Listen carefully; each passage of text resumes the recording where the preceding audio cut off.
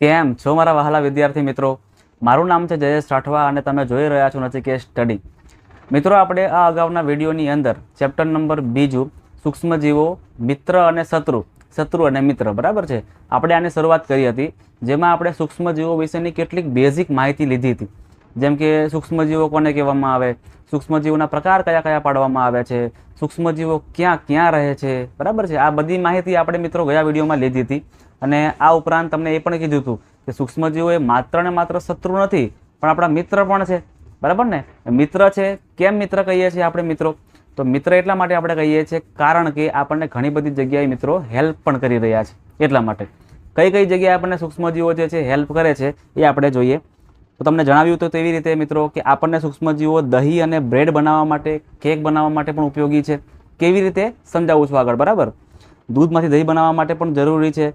જમીનની ફળદ્રુપતા માટે પણ સૂક્ષ્મજીવો આપણને ખૂબ જ હેલ્પફુલ થઈ રહે છે. પર્યાવરણના શુદ્ધિકરણ માટે પણ, પર્યાવરણને શુદ્ધ કરવા માટે પણ સૂક્ષ્મજીવો ઇમ્પોર્ટન્ટ છે. કેવી રીતે આગળ સમજાવું છું. ઔષધિ બનાવવા માટે, દવાઓ બનાવવા માટે, એન્ટીબાયોટિક્સ બનાવવા માટે, બરાબર, આની માટે પણ સૂક્ષ્મજીવો ઉપયોગી છે. રસીકરણ માટે પણ ઉપયોગી છે, બરાબર, વેક્સિનેશન માટે પણ સૂક્ષ્મજીવો ઉપયોગી છે. અને વ્યાપારી ઉપયોગ એટલે કે પૈસા કમાવા માટે પણ સૂક્ષ્મજીવો ઉપયોગી છે. હવે મિત્રો, આ બધા જ પોઈન્ટ છે ને, એ બધા જ પોઈન્ટ આપણે એકદમ ડિટેલમાં સમજવાના છે, ખૂબ મસ્ત સારી રીતે સમજવાના છે. ક્લિયર છે? ચાલો, સૌથી પહેલાં આપણે જોઈ લઈએ આપણો પહેલો મુદ્દો કે સૂક્ષ્મજીવો આપણને દહીં અને બ્રેડ બનાવવા માટે કેવી રીતે ઉપયોગ કરે છે. કે દહીં અને બ્રેડ બને છે ને મિત્રો, એમાં પણ સૂક્ષ્મજીવોનો ઘણો બધો ભાગ છે. સૂક્ષ્મજીવો ઘણા બધા ભાગ ભજવે છે. કેવી રીતે? તો સૌથી પહેલું મિત્રો કે દૂધમાં રહેલા બેક્ટેરિયા. તમારે યાદ રાખવાનું છે, દૂધમાં રહેલા બેક્ટેરિયા જેનું નામ છે લેક્ટોબેસિલસ બેક્ટેરિયા. કયું નામ છે? લેક્ટોબેસિલસ. આ લેક્ટોબેસિલસ બેક્ટેરિયા ખબર શું કરે છે? એ દૂધમાં રહેલા જ હોય છે અને એ દૂધમાંથી પછી દહીં બનાવે છે. ડાયરેક્ટ બનતું નથી, બરાબર છે.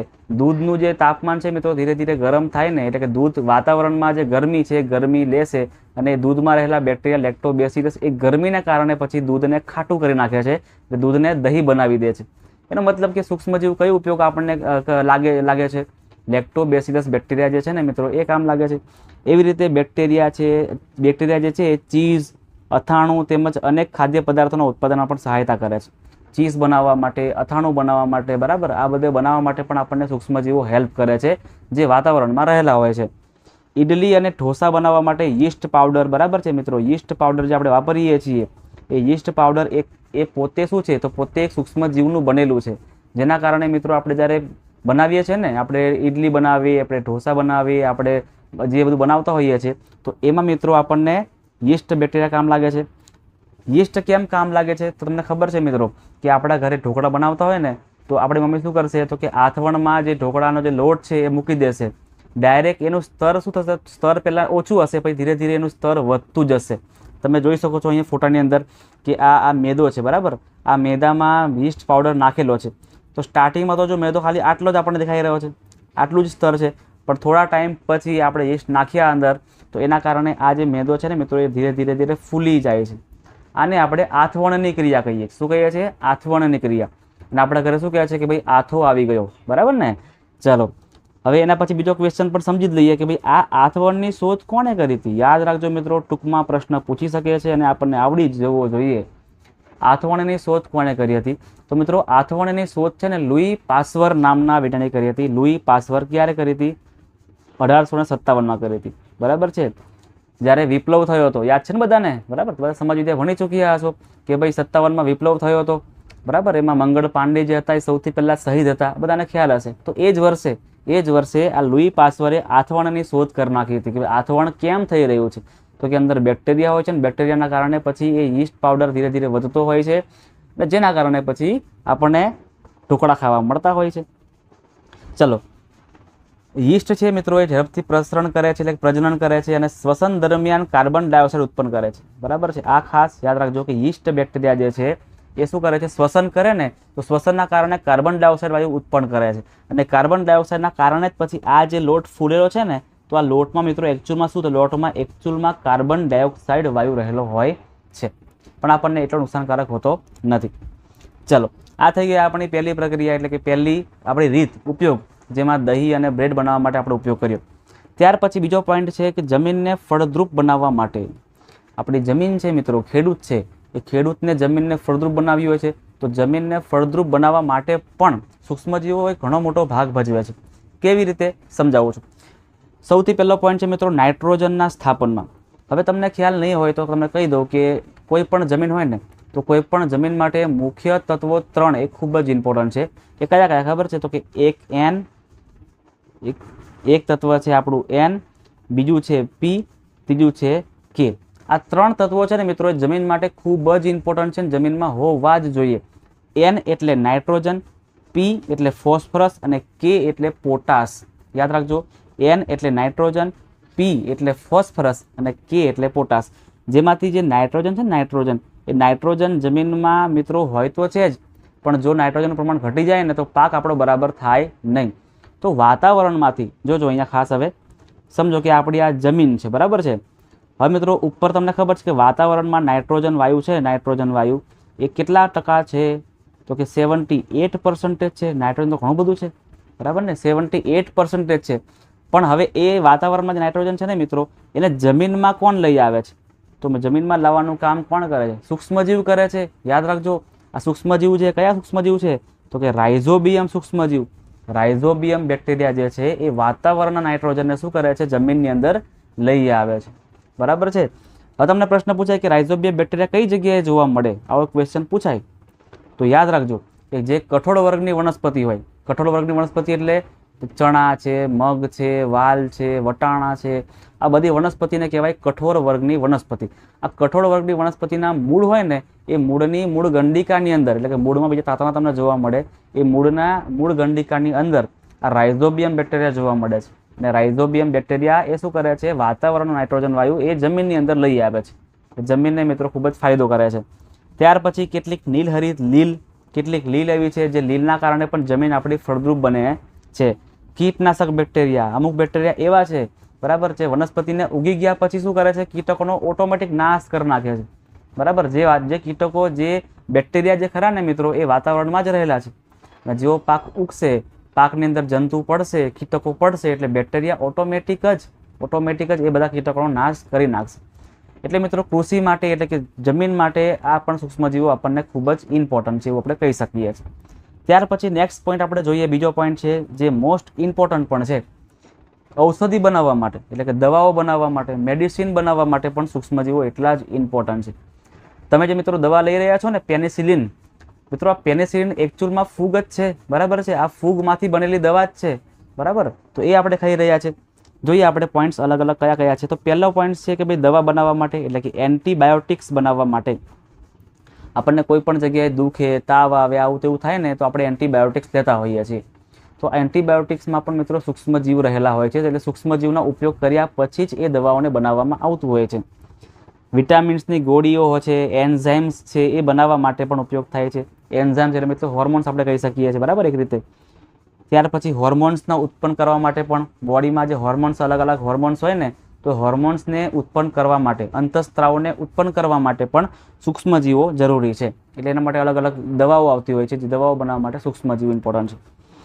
એન્ટીબાયોટિક્સ એ એક પ્રકારની ઔષધિ છે જે બીમારી પેદા કરનારા સૂક્ષ્મજીવોને શું કરે છે મિત્રો? નષ્ટ કરે છે, બરાબર. આપણા બોડીમાં જે બીમારી પેદા કરે છે ને, બરાબર છે, એ બીમારી પેદા કરનારા ઘટકને શું કરે? સૂક્ષ્મજીવ અંદર જઈને મારી નાખે છે, નષ્ટ કરી નાખે છે અને તેમની વૃદ્ધિને અટકાવે છે. એટલે કે જે આપણે બીમારી હોય ને એ બીમારીને થતી અટકાવી દે છે.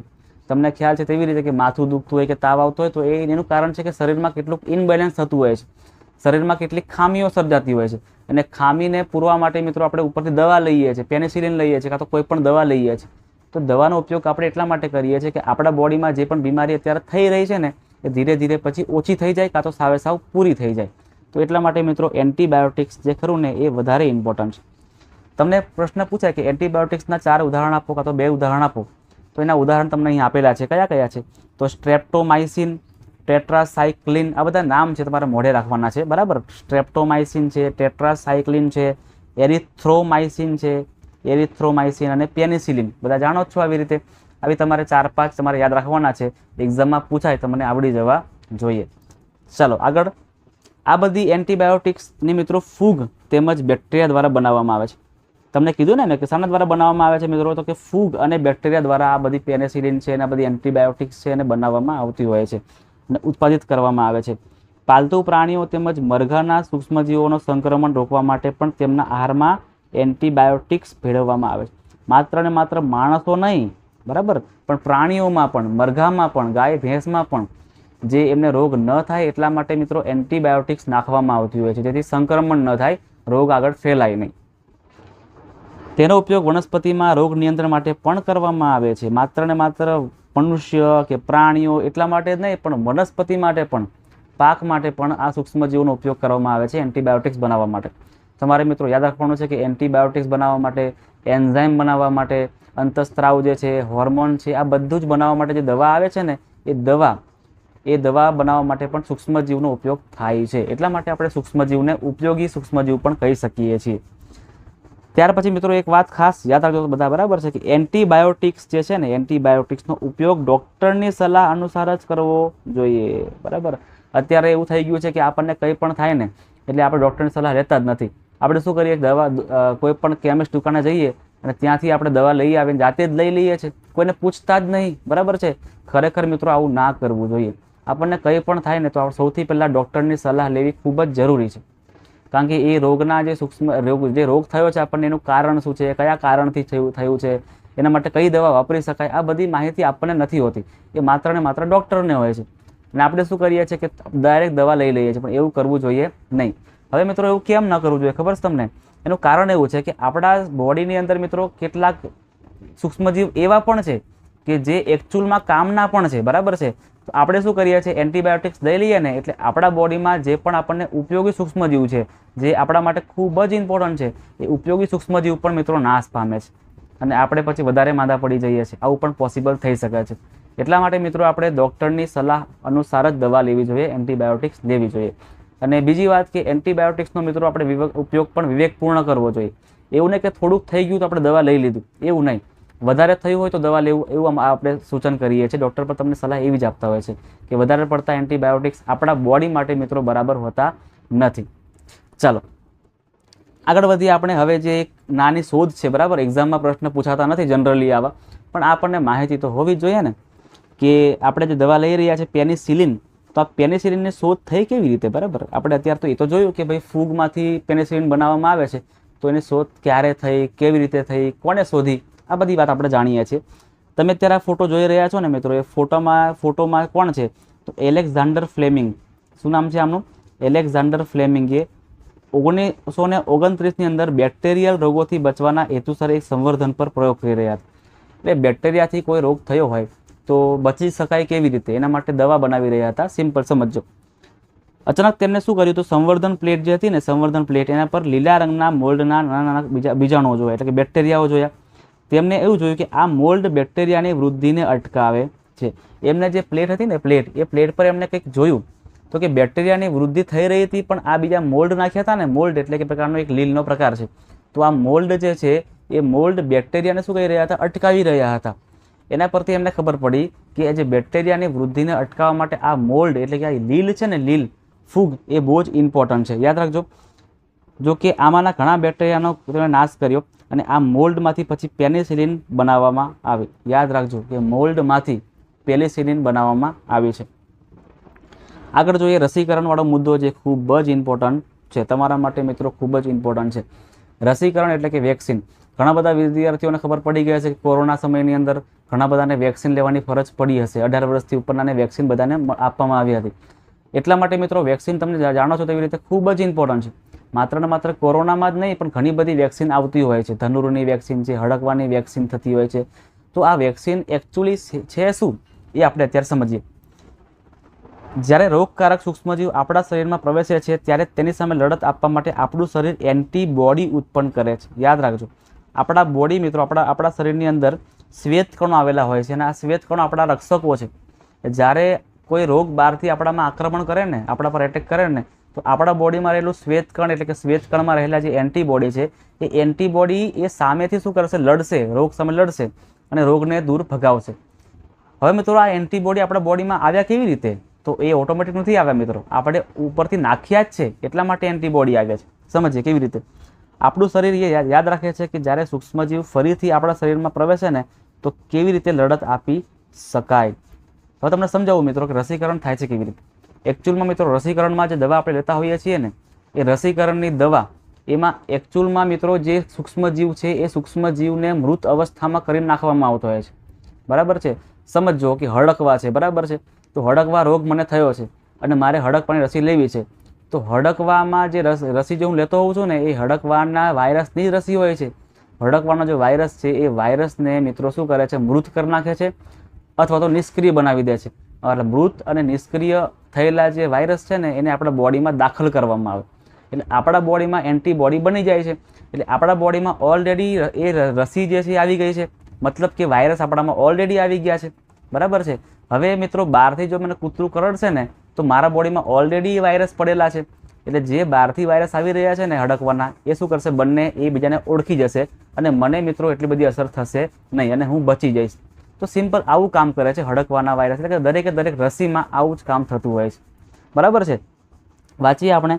આથી જો મૃત અથવા નિષ્ક્રિય સૂક્ષ્મજીવો, તમને અત્યારે કીધું ને કે મૃત અથવા તો નિષ્ક્રિય સૂક્ષ્મજીવોને સ્વસ્થ શરીરમાં દાખલ કરવામાં આવે તો શરીરના કોષો સામે શું કરે છે, લડત કરે છે અને એન્ટીબોડી ઉત્પન્ન કરીને આપણને બચાવે છે અને બેક્ટેરિયા જે છે તો જે પણ રોગ છે ને એ રોગને નષ્ટ કરવાનું કામ કરે છે. આ એન્ટીબોડી આપણા શરીરમાં હંમેશા માટે બનેલા રહે છે. કોલેરા છે, પછી ટ્યુબરક્યુલોસિસ છે એટલે કે ટીબી છે, શીતળા, કમળો વગેરે જેવા રોગોને મિત્રો આપણે આ રસીથી અટકાવી શકીએ છીએ. બધા બાળકોને રોગો સામે સુરક્ષાની આવશ્યકતા હોય છે અને આ રસી ખરીને મિત્રો એ નજીકના હોસ્પિટલમાં, નજીકના આરોગ્ય કેન્દ્રમાં તમને ઇઝીલી મળતી હોય છે. ખાસ તો નાના બાળકોને મિત્રો રસી મૂકવામાં આવતી હોય છે, જેમ કે BCG છે, ઓરી છે, અછબડા, આ બધી રસીના પ્રકારો છે જે નાનપણમાં નાના બાળકોને મૂકવામાં આવતું હોય છે. એટલા માટે મિત્રો રોગો એમને થતા નથી. તમને ખ્યાલ છે તેવી રીતે પોલિયો રસીકરણ થાય છે. અમિતાભ બચ્ચન, બરાબર છે, અમિતાભ બચ્ચન પોતે કહેવા માટે આવે છે કે ભાઈ રસી લો, 2 ટીપા જિંદગીના. બરાબર છે. તો એ રસીકરણ એ શાના માટે, તો કે પોલિયો માટે છે. પહેલાંના સમયમાં મિત્રો પોલિયો છે ને એ ખૂબ જ ખરાબ રોગ ગણાતો હતો. પોલિયો એટલે કે આપણા અંગ જે છે ને મિત્રો એ અંગ વાંકા બની જાય કાં તો આપણે અપંગ થઈ જઈએ, તો એવો રોગ હતો પોલિયો. પણ અત્યારે આપણે પોલિયોને નાબૂદ કરી ચૂક્યા છે. બરાબર. એ કોના કારણે, તો રસીકરણના કારણે નાબૂદ કરી શક્યા છે. એટલા માટે મિત્રો રસીકરણ એ ખૂબ જ ઇમ્પોર્ટન્ટ છે. ચલો જોઈએ આપણે હવે એડવર્ડ જેનર.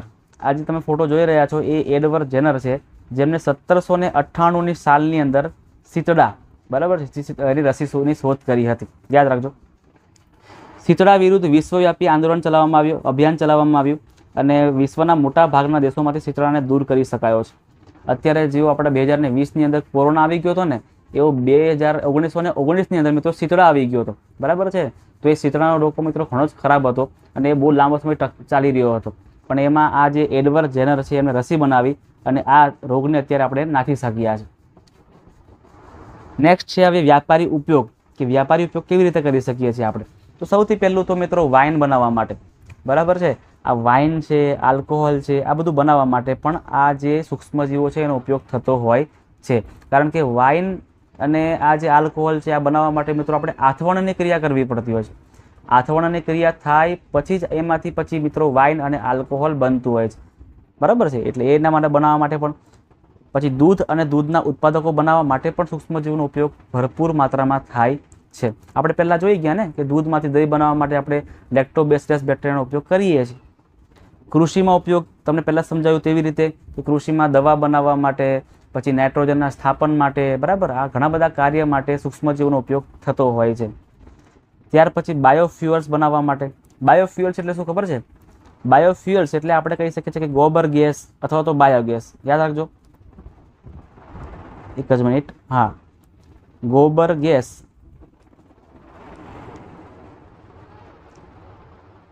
ગોબર ગેસ અથવા તો બાયોગેસ.